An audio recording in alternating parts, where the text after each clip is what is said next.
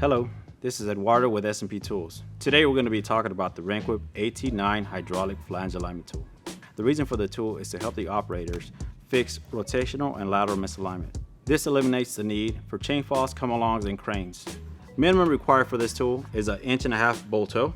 Once we're on the flange, we can extend the wing, threading down the piston, making good contact. The next thing is we want to make sure the pipe and the tool are level. Once we're here, we can attach the safety strap. Now we can attach our safety strap.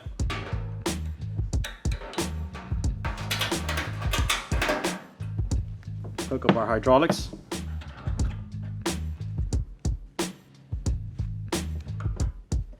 The AT9 comes with its hydraulic hand pump, gauge, hoses, everything you need to complete the job.